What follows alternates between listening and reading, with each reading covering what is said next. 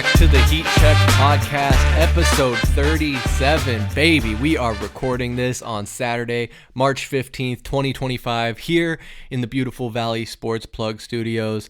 Boys, it feels good to be back here. It's got our March episode. A bit of a slower time in the sports news world. You got the NFL offseason underway. The free agent period just started this last week. So plenty of moves were made by the Cardinals. The Suns are still stumbling through the end of their season, potentially making it as that 10th seed and making the playoffs. But we'll find out how that goes. Probably not going to talk too much about the Suns, if at all, today. Thank God. Because the big news is the only other major sports team in the Valley, your Arizona Diamondbacks, have high expectations. They're high up in the preseason power rankings and such, looking to finish up spring training here in the next couple of weeks. But before we dive into all of that, got to introduce to you my co-host today. We have a man who once did a Trey flip on the 9-stair at Tempe Skate Park, VSP Tallman. Oh, what's up? No, I never... You never Trey flipped the 9-stair? Yeah, he did. I was there. Bullshit. Mike was there. We saw it. We saw it. That is so hard. I appreciate it though. But yeah. Did you ollie the 9-stair? Yes, I did. You've ollied the 9-stair. That was about it though. That's legit. That's legit. That's all I've done on the 9-stair. Well, glad to have you here. We also have the 2017 YMCA Junior Sons Coach of the Year, Michael Benjamin. Ooh.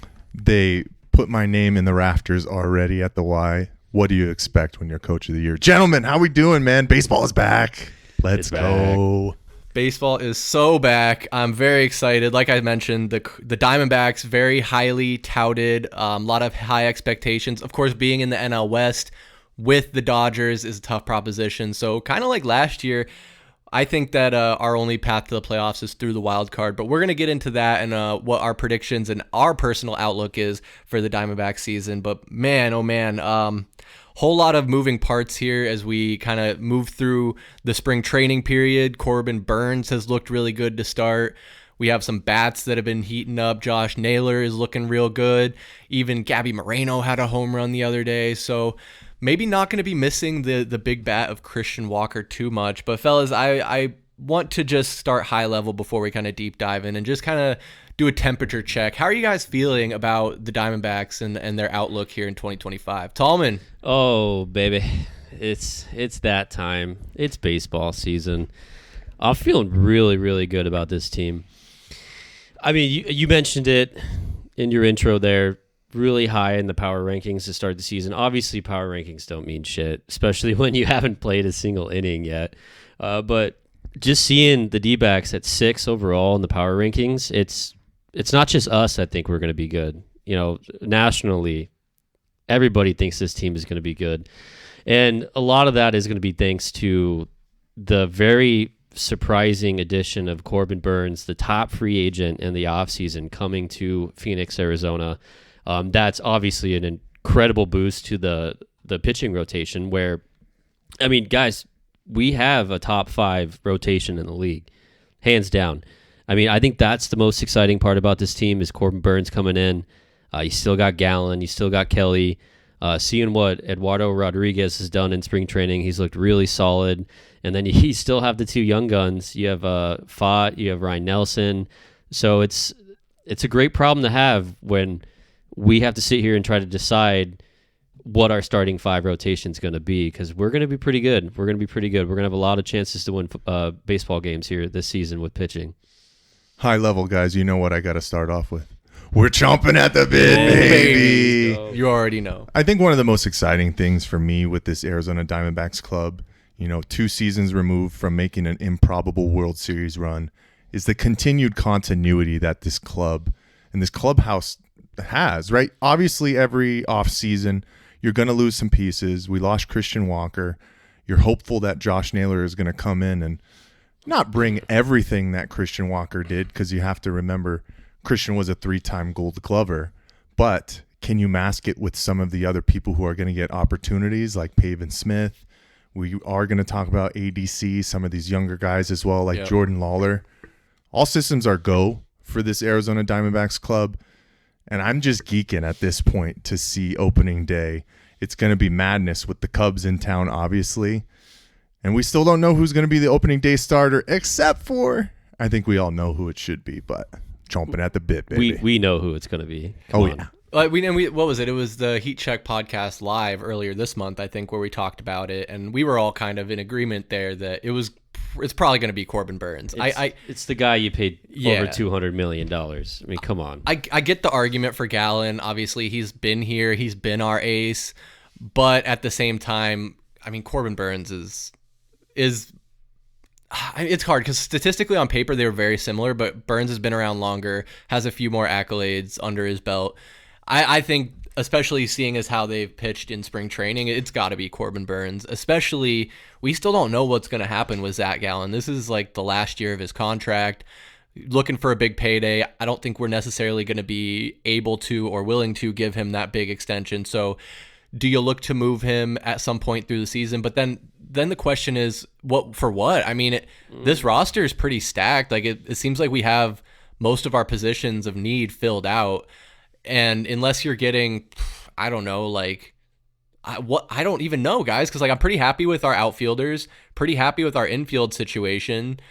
Catcher, I like Gabby Moreno, I like ADC. So there's not really an offensive position that I think we would benefit from moving Gallen. So I think I'll go all in and keep him throughout the season. But I don't know, don't really want to get too much in the weeds with that conversation. Tallman, you mentioned that Diamondbacks are definitely a top 5 pitching rotation in the league, and I was actually reading an article earlier on MLB.com where I didn't make note of the writer's name, but he actually had us as the 5th best starting pitching rotation in the league. So just made the top 5. Yeah, just barely made it. But honestly, out of what, 32 teams? 30 teams. That's not too bad, and you were kind of right on par with that prediction. Are you more confident in the bullpen, though, that's going to be backing up this good starting rotation on paper? Well, confident might not be the right word, but I have confidence in some of the guys in there. The depth in the bullpen is not great, but realistically, when you have really good starting pitching, you should be getting at least 6 innings of quality pitching out of each one of those guys, right? That's the hope. Right? Get us through 6 innings, hand it off to the bullpen with 3 to go, with this team in a position to win the game. So if that happens on a consistent basis, I feel good about it. I feel good about, 7, 8, 9. You got Martinez, AJ Puck, and then Ryan Thompson. So and Kevin Ginkel. So you got 4 guys there where I feel good about them. I know we wanted to see them do some type of big addition to that bullpen, but I don't know. I think it's not a big issue if we roll with what we have right now, because we've seen Martinez got the stuff. He's just got to keep it under control. I mean, I think his last outing in the spring, he was a little wild. He didn't have a very good showing. He needs to find that control, but Ginkel's been solid. We know what AJ Puck is. AJ Puck should be the closer. I know we're going to talk about that here soon.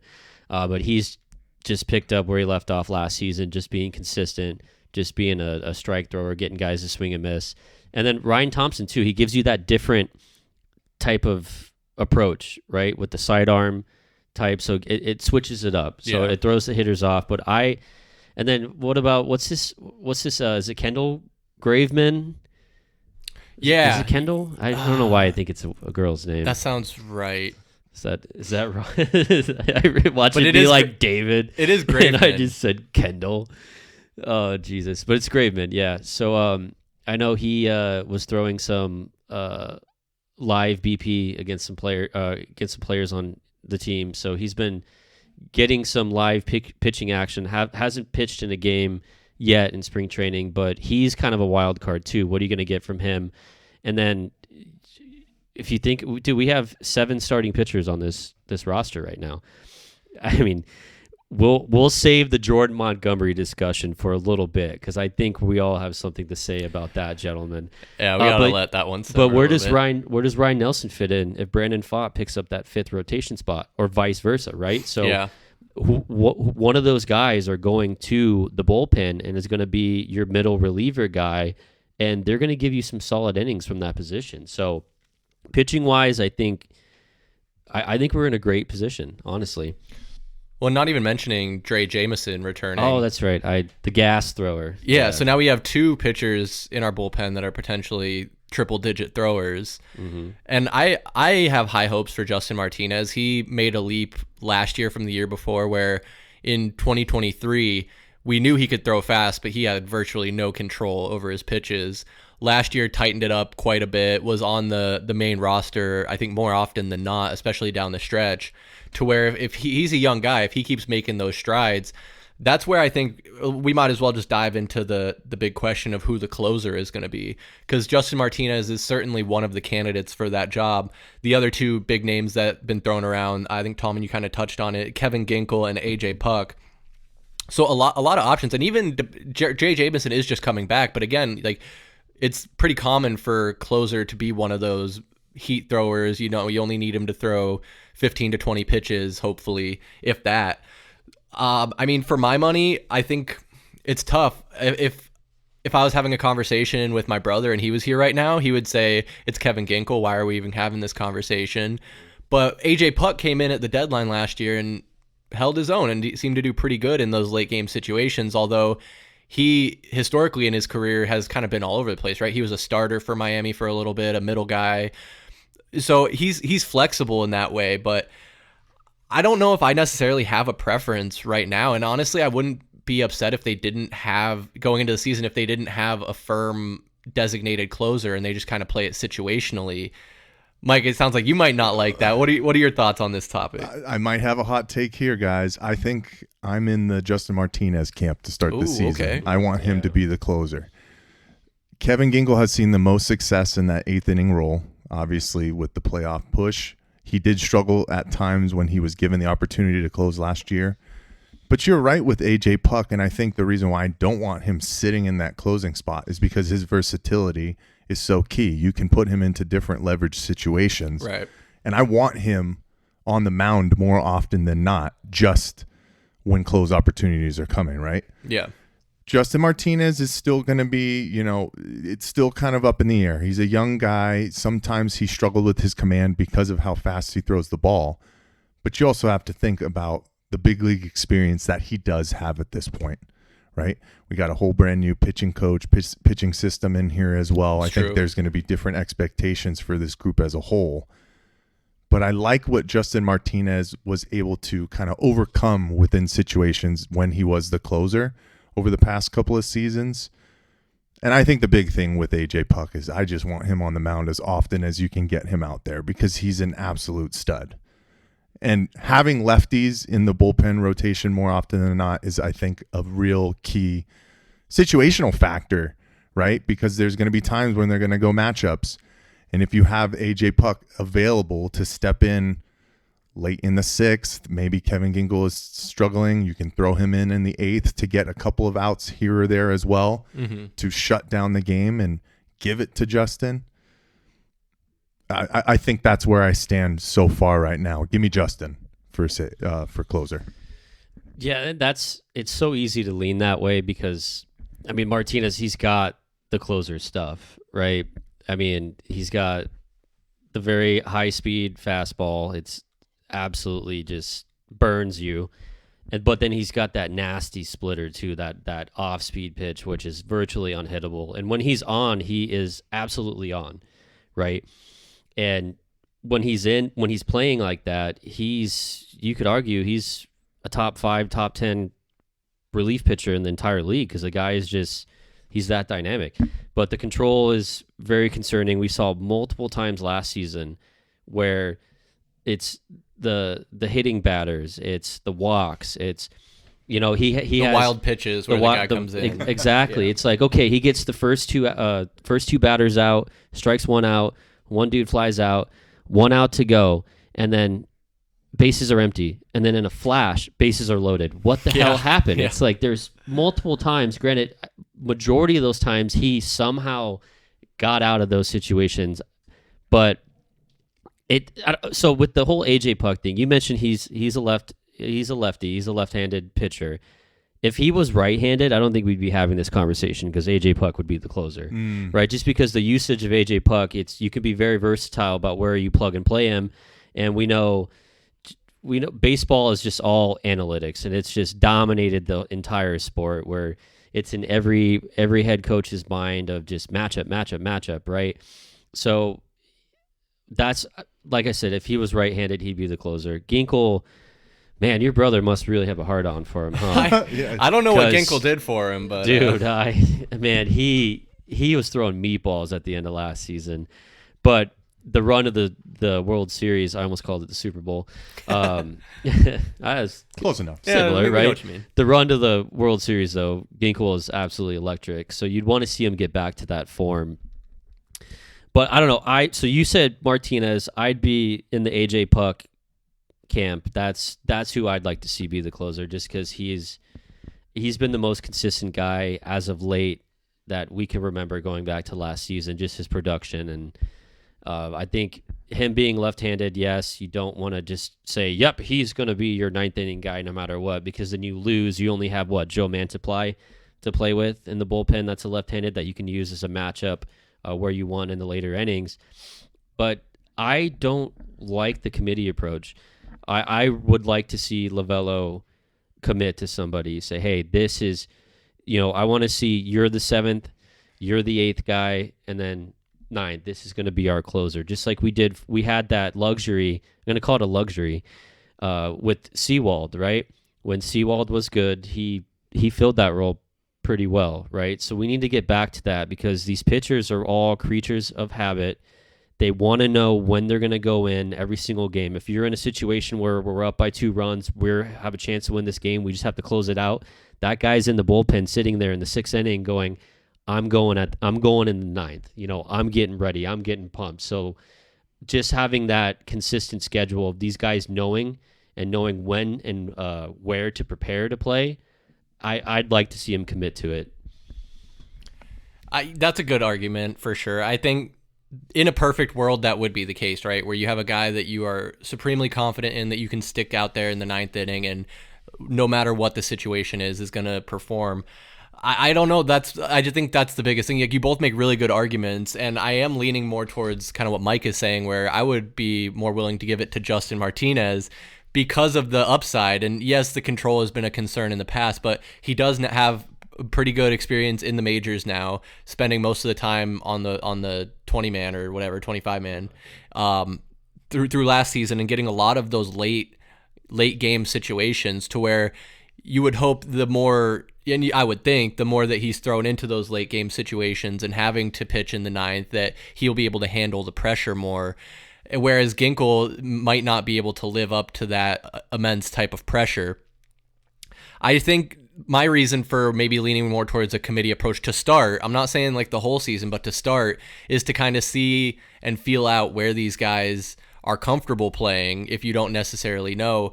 And maybe a dark horse candidate comes out, like maybe once Trey Jameson is in real regular season situations, he's showing more confidence and control than Justin Martinez is, and then he's a candidate for that situation. But basically, I'm leaning more towards Mike, especially because of the puck argument of him being a lefty and you wanting to have more of that versatility in the middle. And if you have to have him pitch 2-3 innings, he's available to do that. Whereas if you're holding on to him till the 9th, like you said, you only have Mantiply, that's a lefty.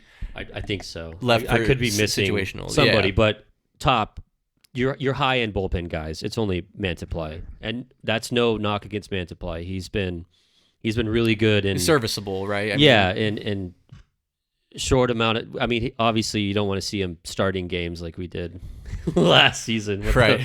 the bullpen games, but no, he's great. He's been a great piece in that bullpen. Yeah, and I don't know. I think it's just going to be a feeling out process, but no matter what Torey decides to do, I think we can expect that everything will be subject to change as far as it goes with the pitching staff. And these are good problems to have in a lot of ways. Maybe not so much with the question mark of not having a certified closer to start spring training and having to feel it out that way, but the trust that you have in your starting pitching, to where you're hoping that between a good starting outing from your starting pitching and how good our offense is projected to be, that these guys are in very low leverage situations when they're coming in from the bullpen.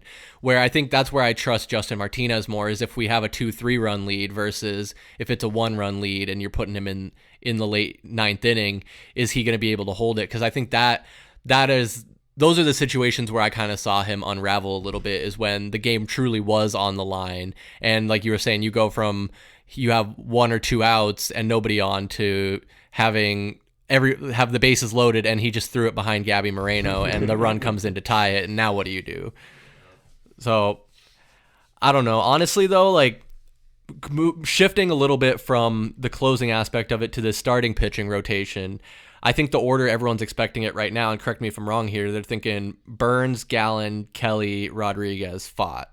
And I know, Tallman, you said that 5th spot could be kind of fluid, but where it stands right now, does that sound right for the opening day starting 5, or opening, I guess, week starting 5 rotation? Yeah, it sounds plausible. I mean, when you start off the rotation, Burns and Gallen, I mean, that's the definition of a 1A, 1B absolute ace. So that's just incredible start. Kelly, Rodriguez, the question mark is that 5th spot, because, I mean, we've talked about it many times about who was our best pitcher towards the end of last season. It was Ryan Nelson. It was. He was the most available. He was the most consistent, and he's gotten his fastball up, where he's throwing 97, 98 mile per hour fastballs consistently as a starting pitcher, which is absolutely what you want, right? That's incredible. So I think the upside to Ryan Nelson is very high, and it's going to be a battle for that 5th spot. But I mean, we saw what Brandon Pfaadt did in very high leverage situations in some of the biggest games in franchise history in the playoffs, when we, technically only had 3 starting pitchers that whole run. I mean, he showed up, and he was one of our better pitchers in that World Series run. So he's proven that he can do it in the biggest games under the brightest lights. But can he stay consistent? So it's because we've seen him. He's got those. It's like every so often he has that outing where he's throwing beach balls, and people are just smacking him over the fence. So can he take that next step? And then just what you saw from Ryan Nelson, where I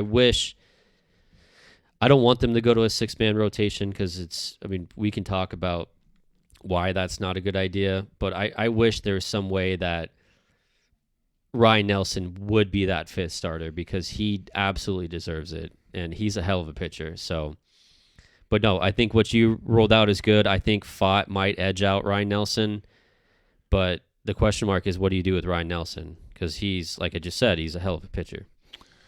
I also just wonder how short of a leash Torrey is going to have for that 5th position, right? Because you can have this talk between both of them. You could flip a coin and see who you can really put in there because of the abilities that both of these guys have. I did like how Tallman touched on, the beach ball stuff. But it seems like more often than not with Brandon Pfaadt, he's lights out through 5, and then he just has that one inning where he always comes undone. So I'm thinking here, let's put on our thinking cap all here together. If we're getting longer outings from our first 3-4 guys, right? Well, we'll see how long Merrill is until he gets his cramps. But, if we're getting 6 2/3, maybe 7 innings from our starters, your first 4 guys, and then you're coming into situations where Brandon Pfaadt is pitching every 5th day, and he gets through that 5th inning, you'll be able to stretch into the bullpen a little bit earlier, right? Because guys are going to be fresh legs, as some would say, fresh arms. Honestly, that's what it is. So you don't have to continue to put Brandon through these innings where you're hoping that he's going to get that out that you need, or that situation, that double play, to really kind of stem the tide. Instead of giving up those 5 runs like he does, you can get him out early. You can get through a 5th inning really quick, and then you can get into your system like we already talked about, your 6th, 7th, 8th, 9th guys. So I wonder if that's kind of the game plan in regard to if they choose Brandon Pfaadt as the 5th starter. Because I'm with you in regard to Ryan Nelson as well. It's hard to look at what he did last year and not give him the opportunity to show himself once again, to duplicate it, to start. So it's like you almost got to have a true game plan for Brandon Pfaadt because you hope that he doesn't do it. But unfortunately, within his young career, he has proven that he's that one inning guy that he gives up those majority of those runs. So we'll see how short the leash is with him if he does get that spot. I think it needs to be a pretty short leash. I don't think Torrey should feel bad about switching it up if guys are underperforming. And I did see I think in that same article where MLB.com had ranked D-backs the 5th starting pitching rotation, they referred to their 3-headed dragon, I think was the verbiage used. And that was in their estimate, it was Burns, Gallen, and Kelly being the 3rd head of that dragon. But that kind of surprises me a little bit because I've been Merrill Kelly pessimist here the past about year. Like last year I was kind of down on him. He did miss feels like longer than that. I honestly, yeah. I mean, hard not to believe in him during the World Series run. He was pitching really well, but he is no spring chicken. What is he, 37? Looking it up. No, he's 36. So October 14th he'll be 37. Okay. So so he's 36 this year. I mean, the selling point for Merrill Kelly is that he didn't come to pitch in the major leagues until like 2020 or something like that. Before that, he was pitching in Korea or something like that. So he doesn't have the MLB wear and tear as much, but he's been playing baseball his entire life. I honestly, not to say that I'm predicting an injury or anything like that, but between Kelly and Rodriguez, they have had bouts of prolonged injury before. So I think that this problem could solve itself by one of those two having to sit down for a little while, and that's when you will see Brandon Pfaadt and Ryan Nelson back in the lineup. But kind of similar to what you were saying about the closers and the relievers is the consistency and these guys being creatures of habit. If you're constantly having Pfaadt and Nelson be like, you're a starter, now you're not a starter, now you are a starter, now you're in Reno, it's like, is it going to be a blow to their confidence? Is it going to shake them as far as any type of rhythm they can be in? But I do think you guys make a really good case for Ryan Nelson taking that 5th spot. While I do think it is going to be Pfaadt, I think Nelson has been more consistent. I think Pfaadt has a higher ceiling and more potential to be a better pitcher in the long run, but he doesn't seem, when I watch him out there, it doesn't seem like he has all the confidence that he needs just yet.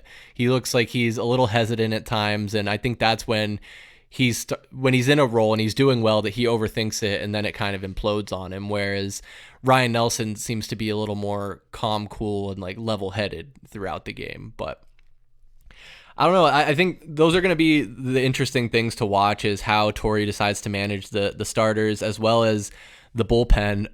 So kind of in that middle ground, in the limbo between the starters and the bullpen, is Jordan Montgomery. We got to talk about it. What do we do with him? Which one of you has the stats for his spring training? I got it. So his first outing, and it's still kind of been a mystery in regard to where he's been at so far during spring training, right? Has he been dealing with an injury, or like what's been the situation here? I think he had an index finger injury, okay, I believe, if I remember correctly. But yeah, he had something that delayed him injury-wise. All right. So anyways, last week, first showing, he goes a third of an inning, gives up 2 hits, 5 earned runs on a home run and 2 walks. And he hit a batter too. And what was that? I think it was like 135 ERA. It was bad. Almost infinite. You know how a lot of people always say, you take spring training with a grain of salt. But the unfortunate thing about this situation with Jordan Montgomery is, we talk about leashes here, right? This one is the smallest of leashes in regard to if he's going to be a part of anything in regard to either a bullpen. He definitely isn't in the starting rotation conversation right now, obviously. But my gosh, like, is it just command? Like, what's the deal here? I thought he dropped some LBs. He's been working hard throughout the off season. It's just always a tough look to come out within your first your first showing, and obviously you're not asking for perfection, but you can't have an absolute egg. And it's funny, Tallman, I want you to talk about the New York Yankees, because I think that's a lot of where people are standing in regard to Jordan Montgomery right now. There just doesn't seem to be a place for him on this ball club right now with the expectations this team has this year. Well, unfortunately, there's a place for him on this team, whether you like it or not. There's 25 million places that secures him a spot on this team, unfortunately. But yeah, I mean, it's sad. And I've said it multiple times before. If you are a true Diamondbacks fan, you want to see Jordan Montgomery do good. This is nothing against him. Last season, he was very vocal about his displeasure with his performance. He was clearly his own number one critic, right? And it sounds like he took this offseason, seriously. And he did come back. I think it was 20 to 30 pounds lighter than he was. But the most concerning thing about his recent outing, or his first play in spring training, I mean, he lost 2 to 3 miles per hour consistently on his fastball. So his velocity has gone down, and he can't throw strikes, man. And the time that he does, somebody fucking smashes it. Was that the first curse word we've said today? I apologize. It might be. Damn. Yeah, that's this far in. I was about to say, dang. We're on what happened best behavior today. But no, it's it's like in our tagline. It's like we're the uncensored hosts. I know. We're gonna have to start updating it. Letting them fly, the F words. Fuck it. Yeah. I mean, there you go. Fucking everyone say fuck. Mike. All right. Fuck it. Hell there yeah. You go. All right, attaboy. All right. Anyway, back to our boy Jordan. So I mean, that's concerning. Velocity. Once you see a pitcher's velocity go down like that, I mean, it wasn't high in the first place. He was only throwing 92, 91 miles per hour last season. So now you're in the high 80s. That's not good for the major leagues. So it was like Murphy's Law. If it can go wrong, everything's gonna, whatever the fuck that saying is. Everything went wrong with his first starting. And then with Garrett Cole, you mentioned the Yankees with Garrett Cole getting is he having Tommy John's? Yep. Something. Yeah, so he's obviously he's not playing a single game this season. He's done for quite some time. Where it was the Yankees obviously have a huge glaring hole in their rotation. If Jordan could have just came out, put up some type of decent showing, you could have definitely shipped him off to the Yankees. Who cares what we get in return? The only thing that what you're getting in return is not having to pay that contract. Right? Yeah. So granted, that's, as a fan, it's like, who cares? We're not the one paying that. Do you think not a dollar, that $25 million is mine or yours or his? Like, why do we care? Yeah. But at the end of the day, it's like, he's clearly the elephant in the room. Well, I will say, yeah, we're not paying that money, but it also clears up an opportunity for somebody else to prove themselves, whether it be it would be in the bullpen, right? Mm-hmm. You talk about it. When you're paying this amount of money for somebody, it's hard to just kind of leave them stretched out on the bench and not see what kind of production you can get from them. So I think that's why a lot of Diamondbacks fans were kind of hopeful that you'd be able to move off of him. Yeah, sure, you might be able to get some prospects back. You're definitely not thinking you're going to get the high leverage return for getting off of the books for somebody like Jordan Montgomery, but it opens up opportunities for others. I think that's the biggest thing, because I don't want to be sitting here listening to Torrey make excuses or continue to be the rah-rah guy in his corner when, if he's struggling, all he's shown is that he's just not a capable guy to get this team where it needs to go. But he has to basically give him opportunities, because Ken Kendrick and Mike Hazen are in his ear saying, hey, remember how much money we paid this guy? You got to put him out there, Yeah, but I mean, Ken Kendrick already called him out on the largest sports radio station in the city. But don't you think at the same time, I feel like guys like that still have a little bit of an ego, so they're going to be kind of pining for a person like Jordan Montgomery to be out there to prove themselves. Yeah, I and guess. prove them wrong, I guess. But it's like, we already went through that last season. You know what I mean? Like, it's obviously he did not have a good start to his stay in Phoenix, right? And it was like throughout the second half of the season, it was like, okay, at what point do you stop rolling him out there every fifth day? Well, it's like you kind of have to, because like you said, you're paying him all this money, right? He was your big, right before the season started, your free agent acquisition last season. So like that, we kind of already went through that, right? And you're at the point where this offseason, the owner called you out, said it was his idea, and he takes all the blame for making that mistake of signing Jordan Montgomery. That probably feels great if you're Jordan Montgomery. Okay, the owner just said it was a total mistake for signing me because I sucked so much. And they actively tried to trade you the entire offseason.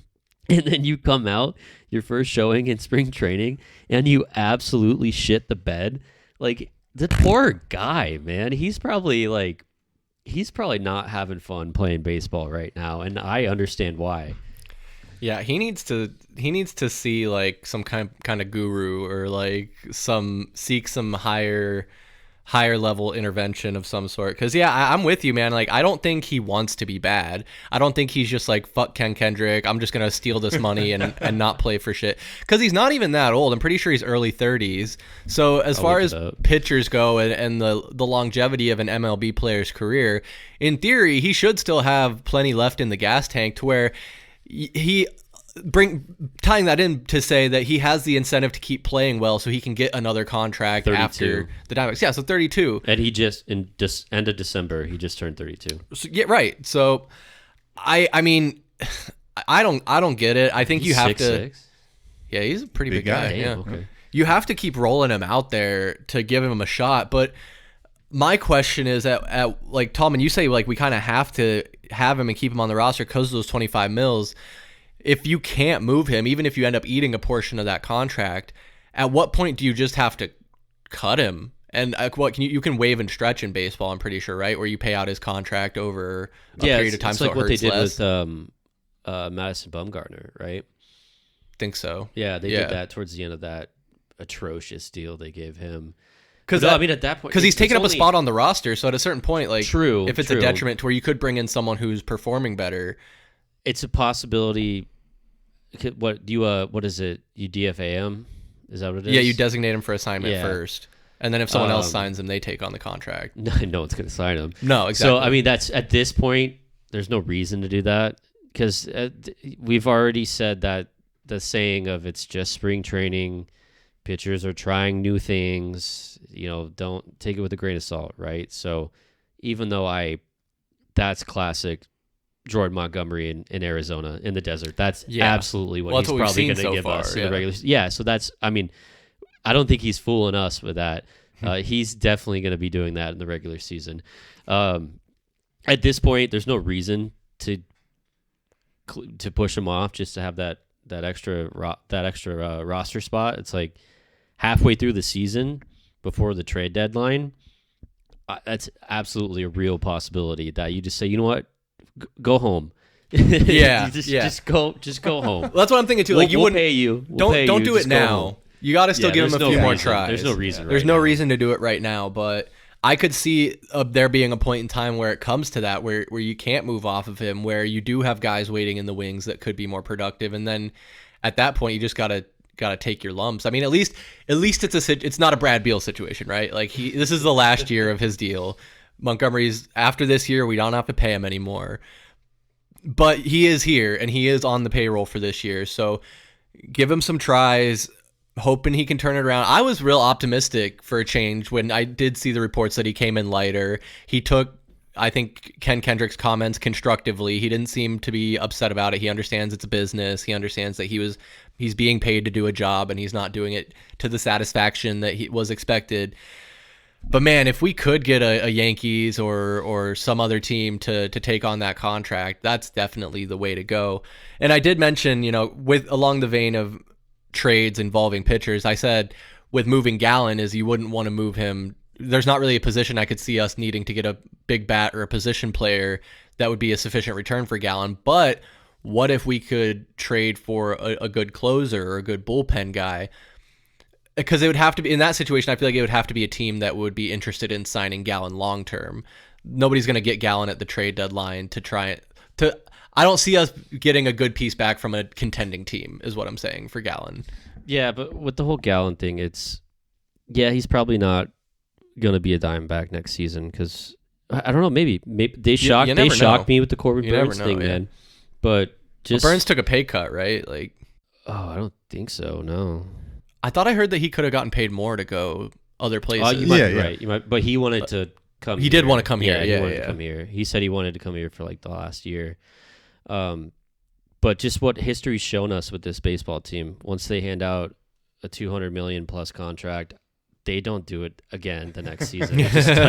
Because that's what Gallen's going to command is the same type of dollar amount that Burns just got. So it's very easy to make that assumption that Gallen's not going to be back. But right here, right now, with all of the pieces that you have and all the talent that you have pitching wise, because you got to remember we lost our two biggest bats in Walker and Peterson, right? Yeah, we scored the most runs in Major League Baseball. We were the best offense in the whole league last season, but we lost two big pieces of that offense. I still think we have a talented offense, but where we're making up for losing those two bats is with the pitching. So with your rotation being basically it's the strongest part of this team right now. You don't go halfway through the season, and if we're winning, if we're 12 games above 500, 13 or whatever, we're having a good year. You don't ship out Gallen just because he's probably not going to be on the team next season. You got to get something in return. You don't do that. You roll with him the whole season. You're all in. It's this 1 year, and nothing after October matters at this point. That's my position, where I don't even want to worry about next season, next off season, or what happens. Right now, we have such a good thing, and it's kind of like how we felt about the Suns, right? We were expecting greatness, right? We were expecting a serious finals push, right? A possibility to win a championship. But that's where I'm at with this baseball team right now, where it's just like, let's go all in right here. I mean, because you have other free agents on this team too that are coming up. So this pitching rotation is going to look a lot different next season. But right now, top 5 in the league, you got to roll with it. I think you're right, man. Like you're in a window of contention where Diamondbacks are in that conversation nationally, not just a belief here in town, but like the national sports media is recognizing that the Diamondbacks are a young, exciting, highly skilled team with a top 5 pitching rotation. And last year, we had the most runs out of any team in the league. So if you combine on paper the potential of our starting pitching rotation with our offense, which hasn't really changed that much, basically just Christian Walker is being rotated out, and you bring in Josh Naylor, so the production. Jock Peterson too, and I guess you do lose Jock was Peterson solid for us. That's true. But you bring Grichuk back, who was a guy who probably isn't well known outside of the Valley as far as what he can do for the team, but he's a good support character as far as a bat you can bring in goes. But I do want to talk about the offense a little bit and kind of how some of these position battles, I guess you could call them, are shaping up. More specifically in the outfield, the two big names that are being compared to one another right now as to who's going to have the job is Alek Thomas, who was a favorite during the 2023 run, and Jake McCarthy, who was a favorite last year during the 2024 campaign. I know which way I'm leaning, but I'm curious. I think Mike had some strong opinions on this one. Gosh, I want it to be Alek Thomas so bad, right? I think because a lot of people just have a very warm spot in their heart for what he was able to do. Was it the 3-run home run in Game 5? Or was it a 2-run homer that tied it? Against the Phillies, right? Against the Phillies in the NLCS. Yeah, it was not that I mean, that's an all-time moment in your club's history. So when those guys have those kind of moments, you hope that they're a part of, the success for a long, long time.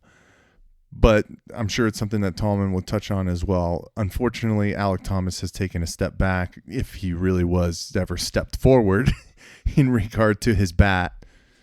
And Jake McCarthy really showed some great flashes last year. And I think his fielding ability is parallel, if not a little bit better than what Alec Thomas can do. You know, the speed that he shows in the outfield, the plenty of web gems that we saw from him last year, and the more consistent bat. It just makes sense that you have to go with Jake McCarthy to start this year. Now, if I could switch out the bodies of Lourdes Gurriel Jr. and Alec Thomas so we don't have the noodle arm out in left field, that's a different story, gentlemen. His arm's not that bad. It's not Thomas that is bad. quite a bit faster than Gurriel, though, as well.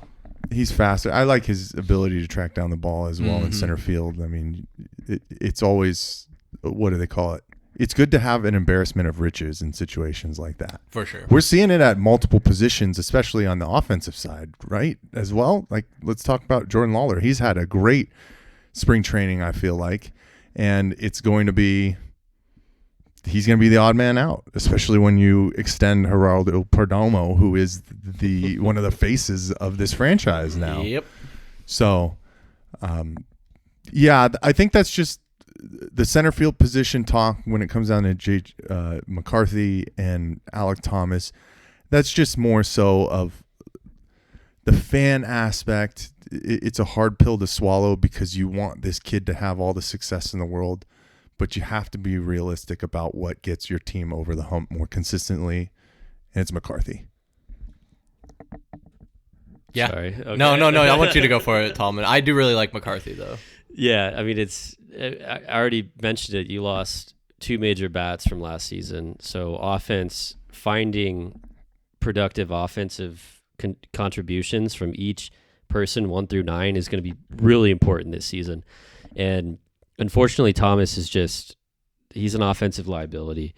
I mean, it doesn't seem like he sees the ball very well when he's in the box. And then McCarthy's already shown that he's more of a well-rounded baseball player. He can give you those offensive spurts. I mean, last season he was on fire for like 3 to 4 weeks in a row where the dude was you couldn't get him out. So, and then it sucks because, I mean, with Thomas, he's an all-star defender. He really is. The guy is incredible in the outfield, in center field in particular with the speed. But what's great about it, though, is so is McCarthy. I mean, McCarthy Honestly, had a couple plays there when he was playing in center consistently where it was like top 10, like on ESPN later that night, like top 10 play. Like, he had a handful of those plays. So he showed us that he is also an all-star defender and a very good offensive piece as well. So it's got to be McCarthy. Thomas is going to make the team. You know, he's going to be on the bench, right? And he's going to be a great piece to have coming off that bench. So I don't feel too bad for him, but right now I think it's all McCarthy, man. And McCarthy's honestly, he's a fan favorite too. I think he might be one of my favorite players on that team. Like, if I was going to go out and buy a D-backs jersey, I'd probably buy a Jake McCarthy jersey. The dude is just a stud. I really like Jake McCarthy, and you guys really made the case for me, so I don't have to go too much into depth. But I would just add that I think Jake McCarthy is also better on the bases. I think he can steal. They're both really fast, but Jake McCarthy has shown the ability to steal a base as well. And so you pair him and Corbin in the top 5, because Jake usually bats pretty close to the top of the order, right? Well, no, for a little bit, because there was a couple injuries. He was batting like 2nd or 5th. Yeah. But typically you've seen him towards the end, 5th, 6th, or 7th. Probably 6th, I would say. Yeah. Because you have Corbin, Kittel, Naylor, Gurriel. No, sorry. Naylor, Gino's probably batting cleanup. Let's be honest, guys. That's true. Then Gurriel and then 5, Gurriel 5, then McCarthy 6. Or Pavin, DH. Yeah. Perdomo even isn't a bad bat. Perdomo's your 9th guy. They'll keep him at 8 or 9. Yeah, they'll keep him at Gabby, 9. like Gabby Gabby might and be him 8 or will 7. be Yeah. kind of back and forth there, it seems like. Yeah, so I mean, good problems to have, though. I mean, I agree. I think Alec Thomas will make the main roster, and he should. And I expect, probably expect that him and McCarthy will kind of be swapped out here and there. They're both lefties, right? Mm-hmm. Thomas and McCarthy are? Yeah. Well, a lot of lefties on our roster, man. Way It's too many fucking left-handed crazy. bats. I think that was why one of the biggest things was you were hopeful that you'd be able to keep Christian Walker with the power, obviously, in his bat, but he's, arguably your strongest right-handed bat. And you lose that, and you fill it with a lefty in Naylor. So. Yeah. But they'll be able to get around that and be successful on the offensive side again this year. I think you guys talked about Tallman said it's perfectly, right? You also put McCarthy in there because you lose some of your pop, and not that Jake is, a huge home run hitter, but he showed that he can be a guy that consistently brings in runs and is smart at the plate. Yeah. So you're going to have to get that run production. But man, you're still very hopeful that this offense can be really, really explosive as long as Corbin doesn't have a real slow start like he did last year. Same with the Eugenio Suarez, which seems like he's been scorching through spring, leading the team with total bases and RBIs. And then Pavin Smith getting the opportunity after having some real nice success towards the end of last season as well, giving him that full, yes, it's still committee at DH with Randall Grichuk, but him taking that Jock Peterson spot, is he going to be able to step up to the plate and, show his power that he did as well, and them play all complementary baseball together to consistently put up runs, I don't think is out of the question once again for this ball club this year. No, I don't think so. And I like that we're going into the season intact. Like I think our main roster, all of our guys are healthy. There was the reliever, right? Blake Walston. Yeah. Guy that he's made a couple appearances on the major league level, but spent most of his time, I'm pretty sure, in AAA. So he's out for the season. Who was the guy, our pitcher, that was suspended for a year for the sports betting thing? Oh, because he was pitching a little bit in the 2023 run as well. Shoot. Oh God, I can see his face too. He had a fun name. I forget. Tallman, normally you're fast to search or dude. doing the research. What happened? No, I'm trying to remember it without having to look it up. But I haven't really heard whether he's even going to be a factor. Sal Frank. Yeah, there you go. There you go. Yeah. Yeah. Andrew Sal Frank. Andrew Sal Frank. Fucking degenerate. He should have hired his interpreter to place the bets for him. That was the biggest mistake he made. But can you guys think of any other position battles, either on the pitching side or the batting side? I mean, I know obviously Thomas and McCarthy is the big one, but it seems like everyone else kind of has their fate secured. I mean, I guess the only one you could argue about is potentially Lawler versus Perdomo at shortstop, but I'm pretty sure we all know it's going to be Perdomo. Yeah, there's no that's not question. even really a conversation to be had there. You don't extend that guy and pay him that money. Nope. And then go, you know what? We're going to start the kid. The guy who's making $400K a year. Yeah, or whatever. yeah. I mean, Lawler's, dude, he might break the opening day roster, dude. I don't know. He might be on the bench. They're going to have to get crafty and creative to be able to play him. Well, because you lost Newman, though, dude. I mean, you remember what Newman did for this team. He played every position in the infield. He That's played true. third. He even played first base at one point. So you need that versatile guy that not play first base because you have Pavin to do that. But, I mean, you might see Lawler play second or third, because we know Torrey likes to rest his guys.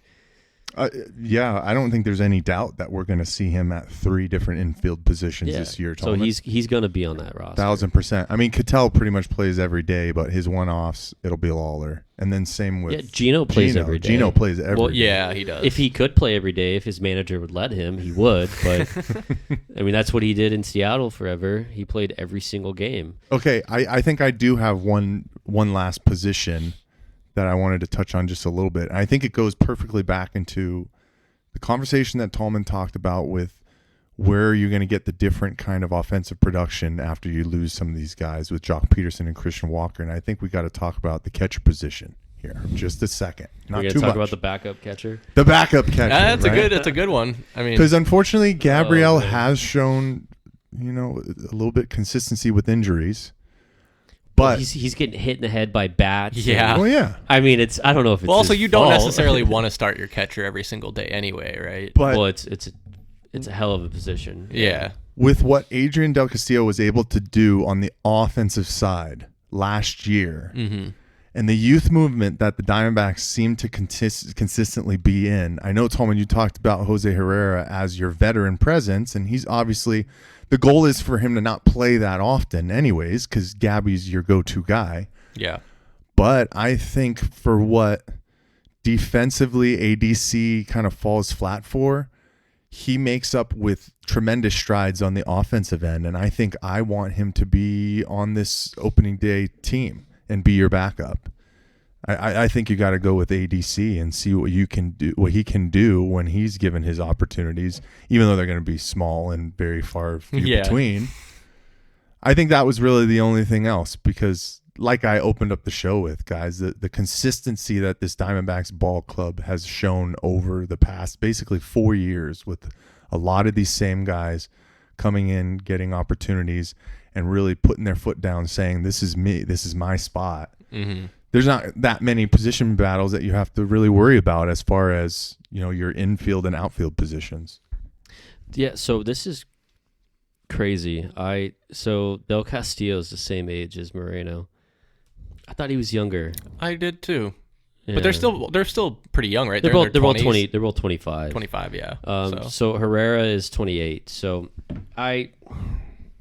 it's a great question. Obviously, What a veteran, 28 28, man. Not even that old. He's gonna bring that experience, that leadership, right? Exactly. But I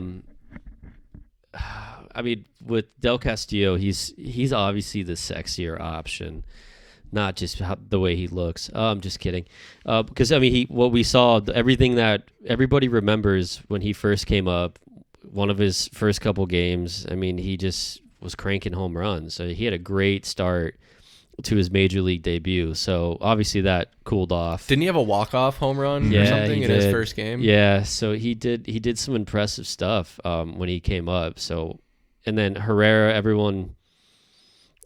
Herrera did pick up a little bit of his offensive output a little bit last season, but still he's not a guy that's going to hit 300. He's not going to hit the ball over the fence. So I see where it's at. Like where your point is, where he's the sexier option, where if Moreno's going to sit out every fourth game, Del Castillo should be in there because the dude's got some pop to his bat.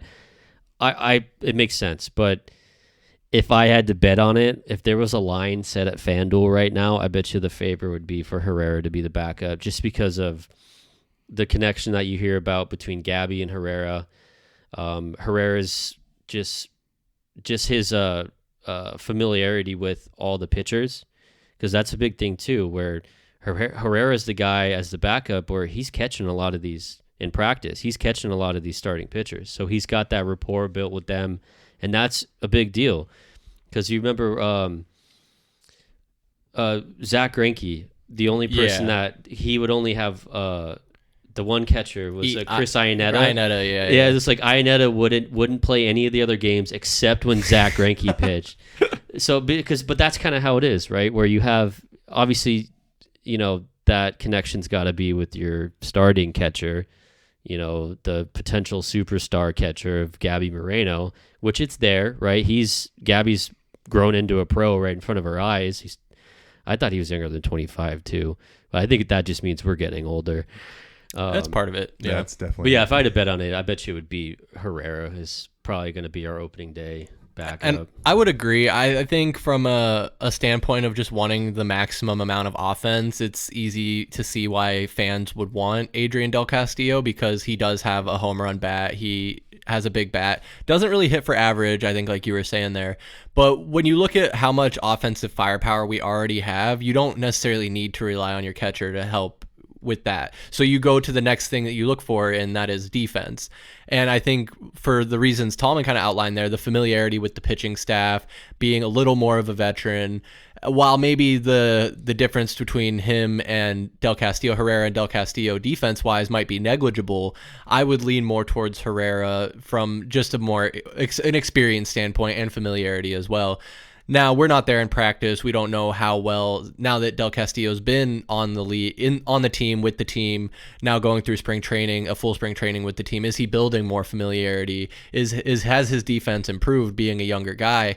So I think there could be a debate to be had there. But if I had to guess, I do think that it will probably be Herrera. But that is a bummer because that means that Del Castillo is going to be in Reno, and we're not going to see a lot of him, barring some kind of injury that may or may not happen. Well, Gabby's bound to get hit in the head by a bat, or his hand get hit or something. I hope not, man. Dude, he's been hurt the last 2 seasons, right? At one point in time in the season, he always gets beat up. Beat up. I don't know why. He does. And he had a groin situation. Oh, that's right. That's right. Running to first, I think. But guys, I mean, Tallman, you talked about sexiness. Like, we lost the bald guy. We need to add some sexy back. You know, it's true. ADC. Are you bringing sexy back, Mike? The ADC is. Come on. All right. The bald guy, is that Christian Walker? Who else would it be? Yeah. Paul Seaver. Jock wasn't bald, I don't think. No, right? he just shaved his head in solidarity he's with a Christian psychopath. Walker. Yeah.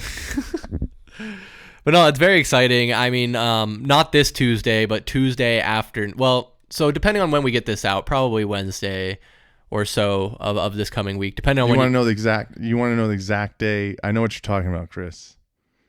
The MLB preview. That's what I'm talking Tuesday, March 25th, 7 p.m. Mark your calendars. Let's go. Do it. And that'll be over on our YouTube page, Valley Sports Plug. Make sure you are subscribed over there. We go live every Tuesday night at 7 p.m. with a brand new live stream for your ass.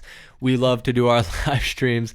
And make sure you're following us at AZ_VSP on Instagram, TikTok, and X, where later this week, you guys can find some big news over there about a Phoenix Suns ticket giveaway. It'll be for the Suns versus Rockets game on March 30th. We're probably going to do the drawing there on Friday the 28th to give you guys a couple of days. But the rules for entering this giveaway will be posted on our X page at AZ_VSP. So make sure you rush over there. We're going to have a few requirements, a few caveats to be eligible for entering this, which will include following our X page on Twitter. So if you Twitter X, it's the same thing. I don't know where they're at with that stuff, but yeah, make sure you're following us over there so you can get all the information on the giveaway and for all the information about Valley Sports Plug and what we're doing. Our social media intern Michael Benjamin does a fantastic job of keeping that all up to date. And Mike, I gotta say, man, you've been absent the past couple weeks on the front house operation side, not being available for the streams. I'm not calling you out. I'm just saying you had other more pressing real life stuff going on, but man, did we miss you, and we really appreciate everything you do. Here comes the ass kissing. Behind the scenes. Hey, got to give him his flowers, man. Got to give him his flowers. So Mike, glad that you're back. We did certainly miss you, but welcome back, Michael. We ready to rock, gentlemen. It's going to be a beautiful, beautiful next couple of weeks and a huge April. I can't wait. Man, me too. I am chomping at the bit, Mike, like you would say. The D-back season is underway. The Suns' terrible season will finally be over, and the Arizona Cardinals will look to make some draft picks at the end of the month. Plenty we will have to talk about, but we do need to start with some of the off-season situations that have been happening with the Arizona Cardinals as they move into draft month. The legal tampering period started this last Monday, and then I think the official free agency kicked off later in the week, where guys were actually able to start signing their deals, doing their introductory press conferences and whatnot. But the big one that we talked about this week on this last Tuesday when we had our roundtable was the signing of linebacker Josh Sweat formerly of the Philadelphia Eagles. He was a big contributor in that win, in that Super Bowl win. He sacked Patrick Mahomes 2.5 times in that game. He had 8 sacks last year. He was a top 5 free agent prospect, I guess you could say, free agent target for any team. And I think, Mike, you were saying, or maybe it was you, Tallman, that he chose to come to Arizona, and a big contributing factor was because of our head coach, Jonathan Gannon, who you might remember was the defensive coordinator for the Philadelphia Eagles just a couple seasons ago before coming over to take on the head coaching role. So a lot of people, myself included, have been critical of Monty Austin-Ford's ability to go out and get free agents in his first 2 tries at it. Now, this year, it was within the first 2 hours, I think, of the legal tampering period. This news came in. Like I said, we already kind of reacted to this a little bit, but Mike, having had been on a brief hiatus, didn't get a chance to share his feelings. So I do want to start with you, Mike, and get your reaction to the signing of Josh Sweat. Well, first and foremost, let's start with this. I think like a lot of Arizona Cardinals fans, you might have wanted to see Milton Williams first and foremost, right? Absolute game record. That's what you really wanted. But Joshua Sweat was very, very close. You talk about Corbin Burns and Zach Gallen, 1A, 1B. That's how it was for me. 1A Milton Williams, 1B Joshua Sweat. You got the best pass rush available. How could you go wrong? And a lot of people were freaking out about overpaying. You didn't even have to pay him $20 million a year. And you attacked the biggest point of need on your defense, which was the pass rush. And Josh Sweat has had the most success in his career with Jonathan Gannon. You talk about his 2021 and 2022 seasons, he had 18 and a half sacks. Chris, I think you were talking about how people talked about schemes. Mm-hmm. What has Nick Rallis done these past 2 seasons that has been able to catapult this really, really weak pass rush to get sacks? It's scheme. You don't think they're going to be able to be doing the same kind of things with him? But Joshua Sweat is going to be able to win one-on-one matchups. It's a match made in heaven. And I like that. A lot of people, I think, were in the camp that you were going to get one of them. And they were able to put the pedal to the metal and get Josh Sweat. It was just an absolute win on that first day. Chris, I know I had to call you out when you did the poke and stick. Come on, do something. I did. And they threw it right at you and said, here you go. And there's a lot of people who, I'll call out Tallman as well. It's not a move that puts you into the Super Bowl front runners. I get it. But what the Cardinals have been able to do, and especially this big defensive tackle, Dalvin Tomlinson. Oh, Tomlinson. Tomlinson. Yep. We're getting closer and closer with each signing to being almost a team that can be ready to go right now if you were to start the season. So exciting to see the Cardinals open up the checkbook. And now they're even kicking the tires on guys like Asante Samuel Jr. Like, it's been a great start to free agency. Obviously, within different situations, you're hopeful that there can be other things that happen, maybe more. We're all selfish that way. But this has been a hell of a start. And Joshua Sweat, Sweaty J, come on home, baby. Well, and you're gonna obviously get all the jokes about how Arizona is the perfect place for Josh Sweat to be coming to, because that's what we do here a lot, especially in the summer. Mike, while you were gone, we did also talk about the NFL Players Association report cards that came out, and the Cardinals had pretty much at the bottom in most things, but coaching was one where we were good. So it is a good sign. I think that guys, although it's largely due to the familiarity, but Josh Sweat wanted to come here because of Gannon. So, similarly that we kind of saw with the Suns, where guys were going to want to come to Phoenix to play with Devin Booker and then play with Kevin Durant. We're going to start to see that, I think, hopefully with Jonathan Gannon, Josh Sweat now coming here. If Kyler Murray can, God forbid, take another step and really be that guy, Marvin Harrison Jr. I mean, if players really like what they see here, and then the quote, I hate to say this because it's overused, I feel, but the culture that's being built here and everything that this front office has done over the past couple of years, I think we're finally starting to see the culmination of that work that's been put in to really have a real cohesive unit on the field. Now, I bring up the report card and the negative marks to tie in the topic of the fact that within, I think, a day or two of that announcement on the report cards and those coming out, the team announced like a brand new $1 million several multi-million-dollar, $100 million training facility that I believe is going to be at the same site there in Tempe where Tallman did the tray flip on the 9 stair, right? Mm-hmm. Yeah, We have the they're video. located next door. Yeah. Oh Jesus.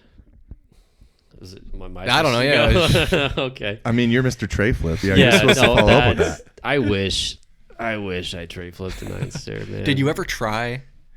No. Do you know how hard it is to tray flip something that big? It's to control the board. It's impossible, man. Not impossible, Okay, obviously. hold on.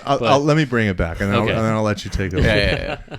So, touching on the practice facility thing, I think it was kind of a weird look, gentlemen, because especially the way that they talked about how this was something that they had broke to the players months before that this was coming, and then you wait for the report card to come Months out before. and then literally just like hours later, you're like, yeah, our training facility for the past 3 years has been bottom of the barrel, so we finally did it. And if the people listening to this podcast haven't gone back and listened to that heat check from about 2 weeks ago, please listen to it, because a lot of the people have talked in the same light with the report cards are a great thing to not only open themselves up to players who are thinking about where they're going to go next, but to your franchise, to your fan base. And it's supposed to open the eyes of Michael Bidwell to see where his franchise sits comparative to everywhere else, and to go backwards after you had made some strides last season where I think they were 27th overall, to go back down to dead last.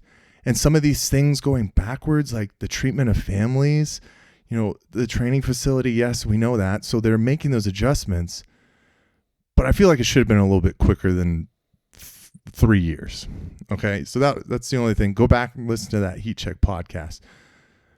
But man, to have your head coach be in such high regard within his first stint as a head coach within the NFL, and to see the strides that he's made with players and relationships and what him and Monty Austinfort have been building, you can throw all those other reports out the window, and literally you can see it from what Josh Sweat has said, that he wanted to come here because he wanted to be a part of Jonathan Gannon once again, and what this franchise is building, and be the cornerstone, one of the cornerstones for that. And I don't know about you guys, you might hate the Philadelphia Eagles, but they've been to the Super Bowl 2 of the past 3 seasons. So That's a they great point. obviously are doing something right. And if you can bring more of those people from that culture in, I think you're heading in the right direction. Yeah, I mean, it speaks volumes that Josh Sweat comes out and says the only reason he came to Arizona, signed with Arizona, is because of Jonathan Gannon, and going on to say that Jonathan Gannon was the only coach that gave him a chance when he was a 4th-round pick, believed in him, and ultimately shaped him into being a 4-year, $75 million player right now with the Cardinals. So, but we're finally seeing the benefits of having a good head coach, a good culture, where that's a big part of it. I mean, there's a lot of players right now in the league that would want to go play for the Detroit Lions because of their head coach. And then right now we're looking at Dan Campbell, that is. But right now with the Cardinals, it's like we're seeing that here too develop. And I don't know about you guys, but we came from a long way from when Gannon was signed and he was doing his weird where I'm like, who is this weirdo we just signed as a head coach? But man, he's stolen my heart. I'll say that right now. He's the savior right now of this sports team, because the whole report card thing with the NFL Players Association, I heard it. So Dan Bickley had a great analogy for it. He said the whole report card, it's like you have a classroom full of students, and all the students are bad, crazy, not paying attention, not listening, but there's one student that is a straight A student that brings an apple to the teacher every single day. And that student that brings the apple is Jonathan Gannon. Like, he's literally the shining possession. I don't want to say we possess him, but he's the shining part of this whole franchise, where it's like, thank God at least we have that. And thank God it's showing and props to Sweat for coming out and saying, yeah, I came here because I believe in Gannon. I believe in this team. I believe in what he's going to do leading this team in the future. And it's a beautiful thing to have. And just thank God for Jonathan Gannon, because I don't know, man, if we're still rolling with Cliff Kingsbury or God knows who, it's just, he came out of left field, and I think he saved this team, and I feel very confident and comfortable with him as a head coach. Yeah, no, I agree with you guys. I think I really like what Gannon has done, and I've been a fan of his ability to coach, and he comes across like serious, but like connecting with the players as well, where Cliff had completely lost the locker room. It seemed like they didn't respect him at all. He seemed like he was in over his head. And at the time with Steve Keim and Michael Bidwell being in his ear constantly, it felt like it was a bad situation. It seems like Ossenfort and Gannon are much more in control of things than I feel like the last regime was, if you want to call it that. I almost called him Gallen. Gannon has really grown on me in a lot of ways, where you're right, he is the shining spot, but it only kind of vaguely masks the other glaring weaknesses, like the issues with the stadium and the treatment of families and the facilities. The locker room was like dead last, I'm pretty sure, or right down there. So Mike, to go back to what you said about the timing of the report about the training facility, it's 100% like PR, like 101. Get out ahead of it. Say we are making changes. But you bring home 3 bad report cards in a row, you're probably going to get grounded for a little while. So I don't see the progress so much in that regard of Michael Bidwell really looking in the mirror and saying, what can I do to make this team better? I'll always bring it up. I brought it up 2 weeks ago. The fucking Casitas, man. I was waiting for it. He came out and said they were a huge success. He was a big fan of it. I'm sure for his wallet, they're a big success. Oh, big time. Because isn't it, if you have specialty seating, the NFL doesn't have to take a cut of it or something like that? Mm-hmm. It's the suites and the specialty seats. Shows you where the priorities are for Michael Bidwell. And unfortunately, Chris, I feel like the analogy is good, right? You get 3 bad report cards, you're supposed to go in timeout. And I think the timeout would have been the lack of being able to sign difference makers in free agency. But maybe that's kind of showing how the teachers, a.k.a. Monty Ossenfort and Jonathan Gannon, are able to get to the students a little bit better than the principal and say, hey, it's really our work that you really have to be worried about, not the outside stuff. So come be a part of this, and we're going to get you to pass with flying colors, like we're going back to school. It almost reminds me of like the movie Major League in a lot of ways, where like I'm pretty sure the plot of that movie was like the owner wanted them to do really badly so they can move the team or whatever, this, that, or the next thing. And then the players and the coach were all about just wanting to win. And so it almost created like this divide of like the players want to play really well and the coaches want to do really well despite the ownership, where I feel like it's not a 1-for-1 analogy, but I just feel like it is that in a sense where I don't get a sense that Bidwell cares about wins or losses or what happens on the field. I genuinely don't think he cares if the Cardinals win or not. I think he cares if he can sell tickets and make money and his team is profitable at the end of the day. And obviously he's been cheap on areas like the facility and even it's cool that we have a team plane. Most teams don't have a team plane, but how is your team almost last in team travel when you have your own fucking plane? And I know the Patriots were another one that were real far down on that list, and they also have their team plane. And Tallman's favorite anecdote from that is the fact that they still have ashtrays in the handles of the seats. That's insane, man. Was that on the Patriots plane or the Cardinals plane? The Patriots. I thought the Cardinals got a decent grade for team travel. Yeah, did they? Okay, maybe I'm mixing it up. I think with they got something a B. Else. Oh, okay. Because the only A they got was head coach, and the only B they got was team travel. Everything else was C, D, F. Mm-hmm. Yeah, I'm pretty sure. Yeah, like training staff was a C. The actual locker room was a D or an F. I think the locker room was an F. The training facility itself, I think, was a D- or something. Yeah. The owner was a D. Because the weight room and the weight room and the training facilities were like separate grades, right? Yeah. I'm pretty sure. regardless, I mean, I like Mike had kind of said, and we had talked about on Heat Check, that was a concern, is that this bad report card and honestly, if we're being honest, the poor play on the field would likely deter a lot of free agents from wanting to sign here if they had a choice between one or the other. But Jonathan Gannon proving to be a differentiator for Josh Sweat to be able to want to come and sign here is a good sign. Now, I don't think Jonathan Gannon is really going to put us over the hump for guys that aren't already familiar with him. That's where we had the luxury of Sweat had known Gannon versus that's why we didn't get the guy from the other free agent guy. What was his name? Milton Williams. Well, hold on a second, because from the reports and the understanding is that the Cardinals were there basically to the 11th hour within the negotiations, and then it just hit that mark where Milton, I think, ended up making $26 million a year. Yeah, they pulled out of the race.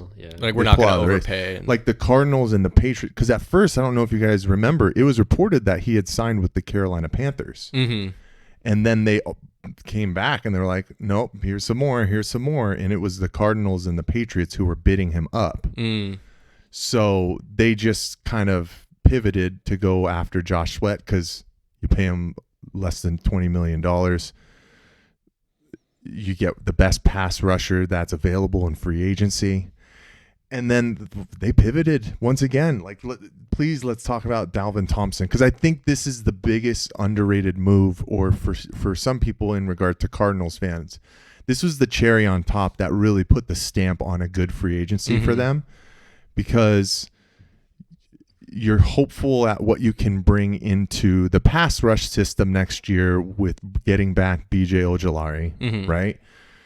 You hopeful that, Zaven Collins can become more of a rotational piece so he doesn't have to be a 3-4 down guy rushing the passer. Yeah. They'll be able to kind of get him into coverage a little bit more as well. That's, I think, what it sounds like the plan is with Akeem Davis-Gaither, the linebacker we signed from the Bengals as well. But Dalvin, getting that big body in the middle, you don't have to put everything on Darius Robinson to be the it guy to, stop the run from the defensive tackle. Like, Dalvin literally came out and he said, that's where my pride is, stopping the run. Because if you can stop the run, it forces teams to pass, then you can get your guys active and attacking on the pass rush. So that was the move that when you didn't get Milton Williams, you went after Josh Sweat. You address it with Dalvin Thompson, the interior. And I don't know about you guys. I think the Cardinals are probably sitting at a solid B for free agency right now. If they can go out and open up the pocketbooks a little bit more and get somebody like an Asante Samuel Jr., who is going to command some money, it's not going to be cheap, you might now be starting to talk about the A range, and then you get really, really excited about what this team can do in the draft. And you can almost get more creative if you're Monty Ossenfort with making some trades, moving back, getting more draft capital, and getting more younger guys to fill out these positions as rotational pieces. Because I think that's how this Arizona Cardinals team is going to be successful on the defensive end this year. Having a lot of guys who are good at what they do, because we still don't have that game record. You're hopeful that it's Josh Sweat as far from the pass rush position. But if you just have a good core of really solidified rotational defensive players, that if one goes down, it's the age-old Bruce Arians, we win by committee, you're going to be in a good position to start next year. Yeah, I mean, I think going back to your grade, I think the B is pretty good. I'm right in alignment with you. I think they did a great job addressing some of the glaring needs, and boy, did they add some depth to that front seven. And then we lose Roy Lopez, and you're like, okay, well, who's going to be our nose tackle?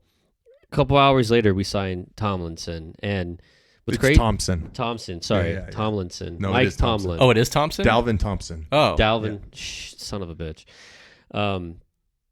Dalvin Thompson. Thompson. Are you sure it's not Tomlinson? Are you sure it's Tomlinson?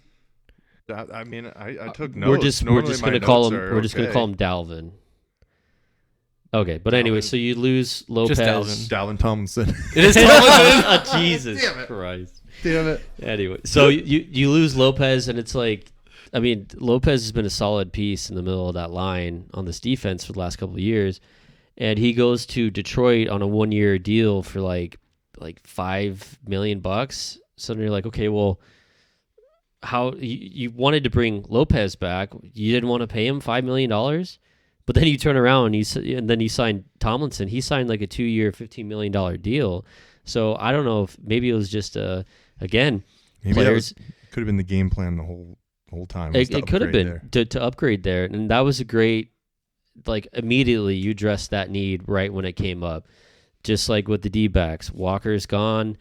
Immediately, the D-backs trade for Josh Naylor. So that I think has been obviously aside from Josh Sweat, that was one of their biggest moves. But it's the front seven they bolstered. They absolutely did. I still think we have a liability at the cornerback position. What our CB1 is Sean Murphy Bunting, okay, but what about some of these young guys? Garrett Williams he needs to turn into a star. He's trending that way, but Max Melton I'm concerned about. Then on the other side of the football, honestly, guys, I've made up my mind. I want to see them sign Keenan Allen to a 1-year, maybe $8, $9, $10 million deal, because he's got attitude, man. He plays with a passion. He would be perfect for that wide receiver room and for that locker room. He would mesh great with James Conner. He would fire these people the fuck up.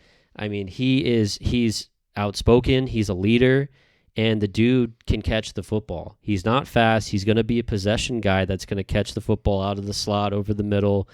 He's going to be like that, like another third down or safety blanket type target like Trey McBride for Kyler Murray. But I just think out of that list we need a veteran wide receiver. We need somebody. Out of the list of remaining ones, he's the name I like the most. I thought you were good with just bringing back your boy Zay. Like I thought you were just all we got done. Zay Jones No, we don't need back. anybody else. No. Zay Jones back. No, I'm sorry. Michael Wilson Throw him still in. around. No, this year, throw Zay Jones at number 2. Michael Wilson can head himself to the bench, and Tallman would be satisfied. Yeah, no. Well, Chris, what do you think about Keenan Allen? It's an interesting question, right? Because Tallman, you make a lot of good points. He does bring veteran leadership. He's scrappy. He's experienced. While being honest, he is a step slower, but he's sure hands. You know, he can still come across the middle, probably come off some screens, get you some yards, solid yards. And so I think if the money's available and we don't have anywhere else to spend it, why not take a flyer on him? But I think it was even you when we were talking about this just last week, is you feared an AJ Green situation where you bring in a big name past their prime. Absolutely what it is. And then their lack of speed isn't made up in other areas, and they forget to turn around. And then they have brain farts where they don't turn around and they lose a game for you. Where those are the things that make me nervous. But at the same time, if the money is there, I wouldn't be opposed to that, because on that stream we did this last week, we looked up the remaining wide receiver free agents, and the pickings are slim. Yeah, I'll say that much. I mean, you were looking at that list. Obviously, the top one I think was Stephon Diggs. Yep. I don't know if you want to deal with that headache, and obviously him coming off a mid-season ACL doesn't make sense. You're looking at a basically similar situation to what we didn't know was going to happen last year, where you thought you were going to be able to start the season with Zay Jones, but he's suspended. Yeah. So that's not really an option. I think from that list you guys pulled up, like Amari Cooper, Deontay Johnson, Mike Williams, like those names were great. Yeah. In 2019, you know. I think Mike Williams is back with the Chargers. Yeah, he did. Okay. He did did re-sign sign back back with there, the yeah. Chargers. Yep. And then, unfortunately, the main guy that I wanted, Juju Smith-Schuster, goes to Kansas. come No, I'm on. just kidding. I would have liked you. No, we all wanted Cooper Kupp. I think I might be aligned with you guys.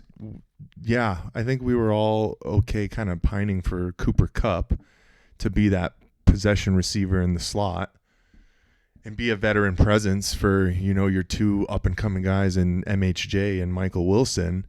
But I think you can get a similar type of thing if you're looking for a veteran presence and somebody who can continue to show these young guys the ropes in Keenan Allen. And for the inefficiencies that Chicago Bears offense had last year, Keenan Allen was still like a big part of their success when they did have it. So he just seems like the ultimate plug and play guy. He's sure hands still.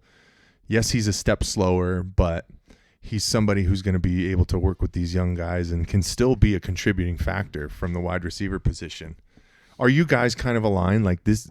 That might be right now in free agency, if you're talking about other than the cornerback position, bringing in a wide receiver, I think stamps you once again going from a B to an A in free agency before you hit the NFL draft. Are you guys kind of in the same boat there? So you're saying upgrading the grade from a B to an A if they go out and get a wide receiver? Because you're putting yourself in the position to where you can go into the draft and you can draft best available at, are we 16th overall? 16, yep. 16, okay. So you're not limiting yourself or handcuffing yourself to where there's this pressure of, okay, well, we have a glaring need, like we need another wide receiver. Oh, well, so it brings up the risk of potentially reaching for certain players. So, I mean, to be able to fill those holes at free agency and have that freedom, that leniency to be able to not reach, to take, this guy is the best player right now. We're taking him. He's on our team. Who cares if it's another defensive tackle or it's probably going to be an offensive lineman, which is the least sexiest pick for any NFL position in any draft. But so yes, I'd be in agreement with you if they locked up that, because obviously my major concern, I mentioned quarterback, but it's the wide receiver room. Zay Jones ain't cutting it. Homeboy from the Chargers ain't cutting it. They tendered Greg Dortch. Oh, so. You don't like Semi Fakotu? Fugugu? I don't know. Tallman, no. in 2024, he had 6 receptions, 106 yards, and 16 targets. There you go. Wow, dude. Difference maker. That is some stellar shit right there. But they wait, you know whose teammate he was, though? Who's? Keenan Allen. No, he was Michael Wilson's teammate at Stanford. Oh, that's baby. right. Oh. The dynamic duo is back. That's right. We can't allow another Stanford wide receiver on this team. Man. I'm so sorry. I apologize. I lost my train of thought. The wide receiver. I apologize. The wide receiver. Yeah. No. Okay. Gotcha. The Greg Dortch. That's right. So they tendered him. So I think they did it at $3.5 million. I can't imagine someone's going to come in and pay him that to sign him. So most likely you're going to have Greg Dortch back. But no, I'm with you on the upgrade. I mean, I'm still waiting to hear something about Kaiser White, and obviously he's not going to be back on this team based off of some of the position signings at linebacker. He's not on this team, but I'm shocked that no one else has signed him. So I'm just waiting for an update on that. That's my other mystery with this team this offseason. I do like how they've managed this offseason so far. Very early, but the free agency is the real first big part of it. And I think they're being smart, but also calculated in the moves they made. They brought in a lot of linebackers. Obviously, the Josh Sweat move was the big one. But we were talking about how much we wanted them to pursue Cooper Kupp once it was announced that the Rams would be cutting him. I even said that they should have tried to make a trade with the Rams, get him for like a 6th or 7th round pick, but Cardinals didn't do that. No team did that. He did because his contract is too big. Yeah. Oh, that makes sense. Yeah, and I was with you on that, but I was like, who's going to trade him a 7th round pick and then have to pay him $25 million a year? No, that's a good point. So in that regard, we didn't even really talk about that. Yeah, because I was like, give him a 7th round pick. Who cares? Yeah, but we didn't think about the contract. And so that makes sense. That's obviously why no team was willing to do that. And then he did end up signing with Seattle on a 3-year, $45 million deal. Yes, sir. So $15 million a year still, I think, would have been an overpay for Cooper Kupp. And at 3 years for a guy like that who has been on a steep decline in his career, I think it would have been a real big risk to pay him that much money for that long of a contract. So I don't know how much they even heavily pursued that as an option, but I think it is smart that they are still, Monty is riding this fine line of trying to build a winner now while not pulling the trigger and blowing his load too soon and being like, oh, we're going all in, because this team isn't ready to go all in, but I think they are ready to make the playoffs. And so when you're constructing the team this year, you have to have the next couple years in mind where, depending on how this year goes, maybe next year is the year where we go all out, push our salary to the limit, and we maybe overpay for a guy or two that we think could put us over the hump. But I don't think that was Cooper Kupp. Now, if we're 4 or 5 months down the road looking at the season starting and our wide receiver room doesn't have any other major additions, then I start to worry, because then you're talking about Marvin Harrison Jr., who did have a pretty good rookie year, but he's only going to be a second-year guy. Michael Wilson, Zay Jones, probably Greg Dortch, this Lecky Fokotu guy. And I mean, who else? And those are guys that probably aren't really going to get much playing time. So then you're going to have to start relying on Trey McBride a lot more again, which not a bad problem to have. Trey McBride's great, but when you only really have 2 targets to go to, I don't know. I think that's where there's still some progress that needs to be made. And I think signing a Keenan Allen, while it won't solve all of our problems there, I think it would be a good start, because you would hope that he still has some productivity on the field as a player, but also, like Tallman has highlighted, being the locker room guy, being the veteran and mentor to guys like Marvin Harrison Jr. and this younger group of guys.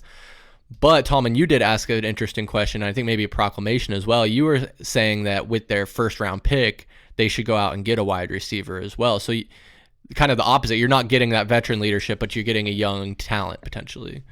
Yeah, and so it's so easy to say, like I already said, with the least sexiest pick is taking a lineman. It's so easy as a fan to be like, well, if what are we gonna use our first round pick on? Oh, well, it should be a wide receiver, right? A playmaker, somebody that plays an exciting position like wide receiver. But it leads you to maybe believe that could be a chance, because what are they doing, dude? You can't run it back with just re-signing Zay Jones, and I don't even know what his name is from the Chargers. That just, it doesn't make sense when it's a glaring need. So that tells you one of two things: either they're signing one of those veteran guys, or they're going to draft somebody in the draft. And if they're going to go the draft route, you would hope it'd be, a good talent, whether first or second round, right? Somebody that you can bring in on that rookie contract, and you can recreate the Anquan Boldin, Larry Fitzgerald, duo. Well, you have 2 young, talented wide receivers that could, complement Kyler Murray, and then whatever we produce in the run game. I mean, it makes sense, especially with some of these mocks where we're at 16. I don't think McMillan is going to drop to 16, but some of these late mocks have had him at 14, 15, 16. So if McMillan is there from U of A at 16, they better fucking draft that kid. Oh, that'd be huge. He is just a stud, dude. That'd be not quite, but very similar to having 2 Marvin Harrison Jr.'s on your football team. But there's also other talented people. I know my brother mentioned the Texas kid, Matthew Golden. Yeah, I mean he's quick. He's he could be exactly what we need at the wide receiver position. But so what I'm saying about the wide receiver room being a glaring need is, if you're going to go use the draft to fix that need, it's got to be early. It's got to be somebody that is going to come in and make an immediate impact like Marvin Harrison did last season. Yeah, and I think where a lot of people were kind of putting their entire focus on getting a pass rusher first round, pass rusher. I think that was with the hindsight outside of signing somebody like Josh Sweat, right? Last season, didn't love that they didn't address it, because you're hopeful that BJ Ojulari, who I don't even know if you can really say he showed flashes at the time, you're expecting him to be your big main time guy, pass rusher last year, alongside with Dennis Gardeck, who led the team with 6 sacks. I think this year is a little bit different, bringing in Akeem from the Bengals. I think Michael Walker is more of like a special teams guy. If it sounds like, I think he had like 11 special teams tackles last year. But you re-signed Baron Browning to a pretty decent contract. He showed that he has a little bit of wiggle coming out off the edge. You have an established guy in Josh Sweat. You have another year with Darius Robinson, who's going to have some opportunities outside of playing on the inside to come off the edge as well, too.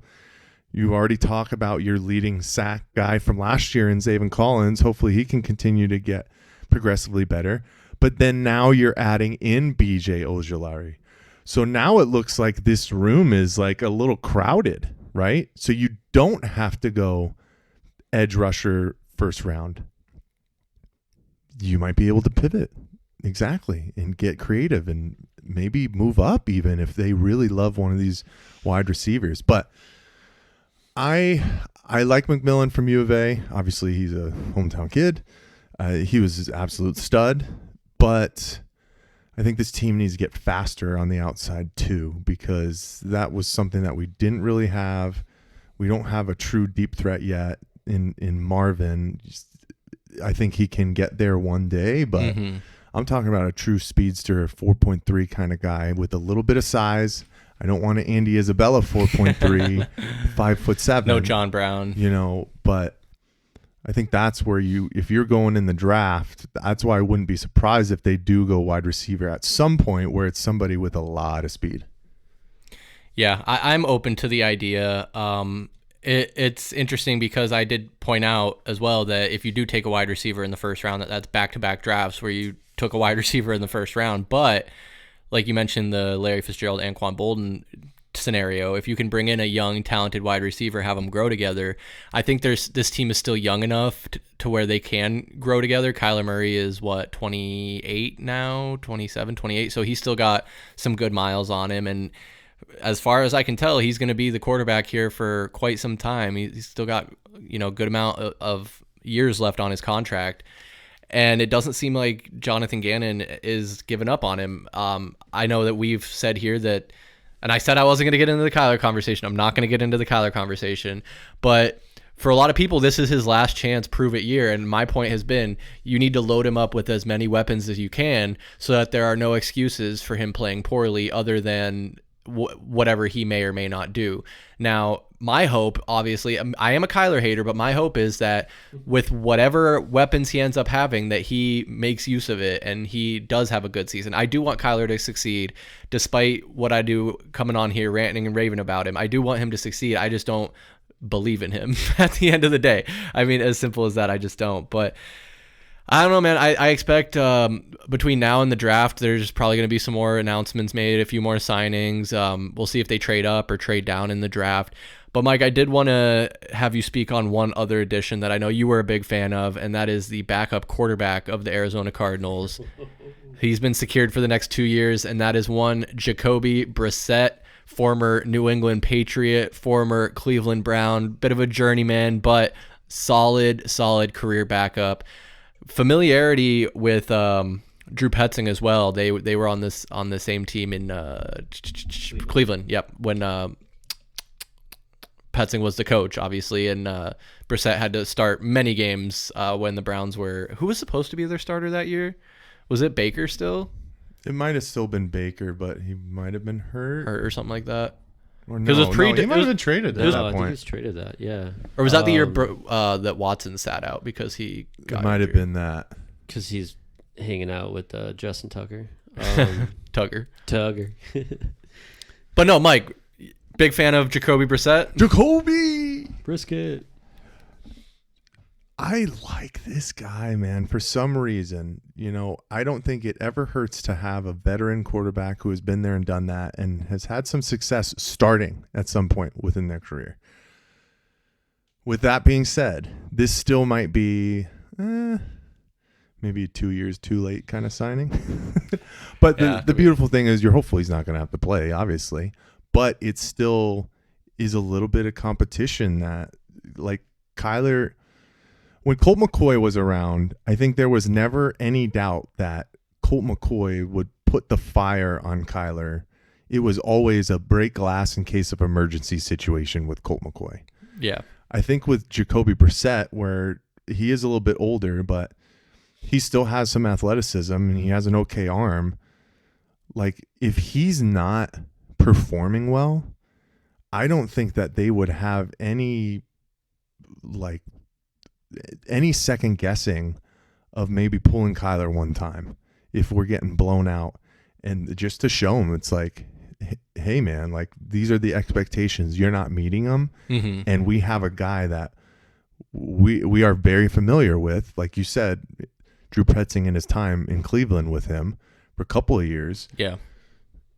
You know, that's the kind of fire that I was hoping to put into training camp with Kyler Murray, where not that he has to be like looking over his shoulder worrying, but like knowing that there's a serviceable guy behind you.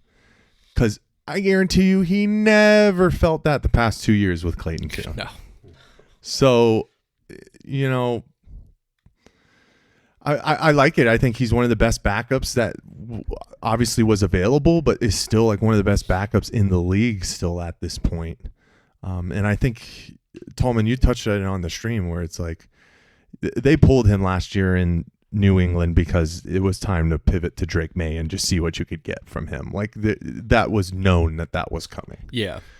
So this team just continues, it seems like, from what's on paper so far, is to build, like, even if guys aren't going to be playing, like, they're building a rotation. Like, they're building if not this, then that. Like, they're doing their best to set themselves up for success.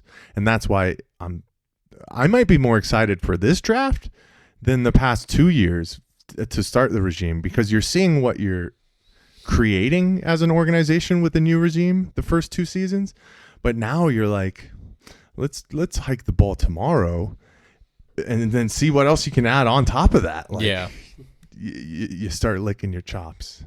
Oh, chop. And I love it. Well, and that's the thing. It's like, even if they don't make another signing, and obviously they're going to draft some guys, but I'm pretty comfortable with the team, how it's constructed now. I want to see what they can do.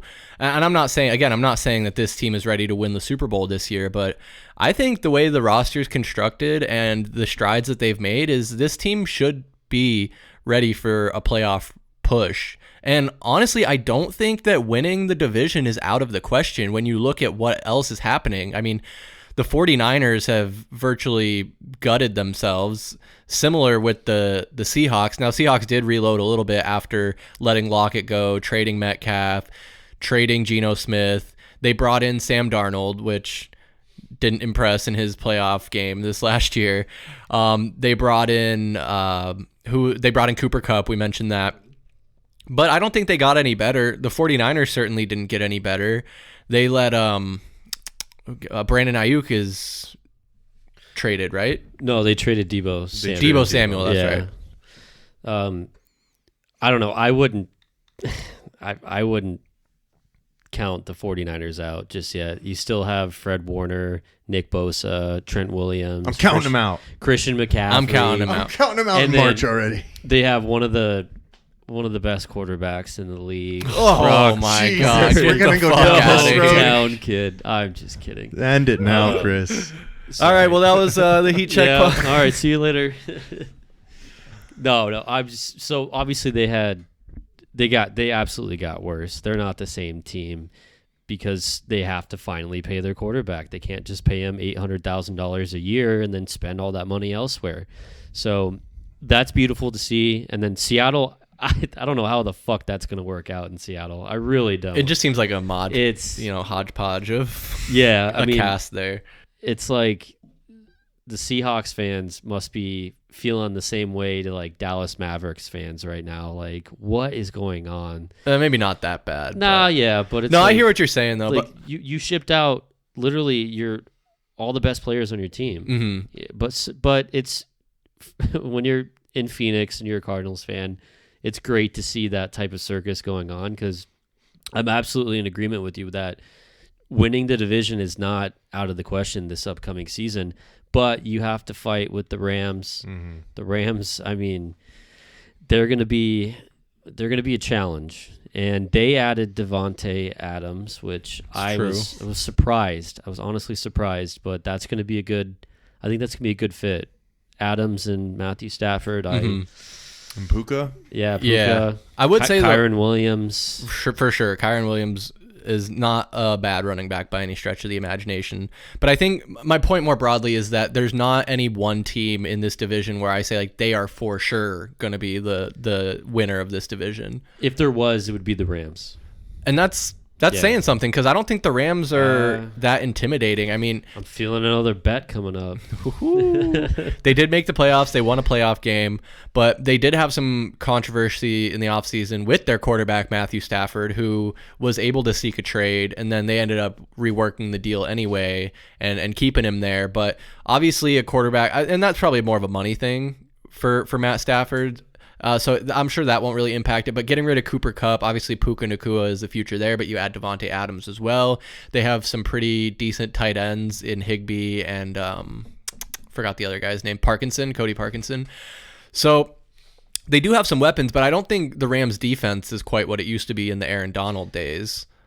Yeah, but they signed one good defensive tackle guy, but they also have that Jared Verse kid, that one rookie, defensive rookie of the year.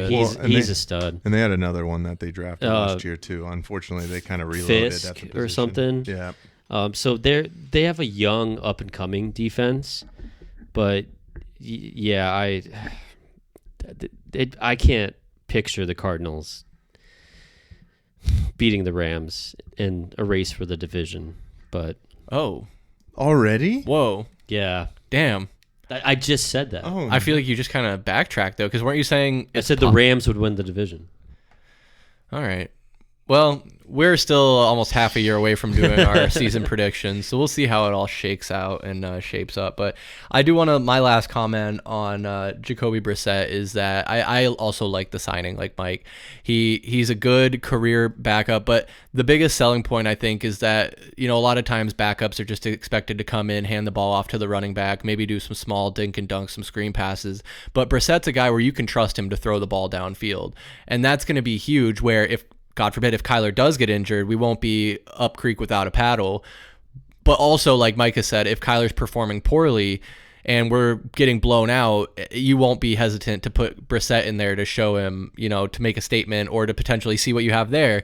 Now, I never want to see a position where Brissett is starting a game over a healthy Kyler Murray, and I think that's probably not even in the cards, no pun intended. But I do like the signing, and I think having a good, solid backup is a crucial thing to have in the league these days. But fellas, we're going to keep tracking this offseason for the Cardinals. We're going to talk about the draft, I'm sure, in the month of April.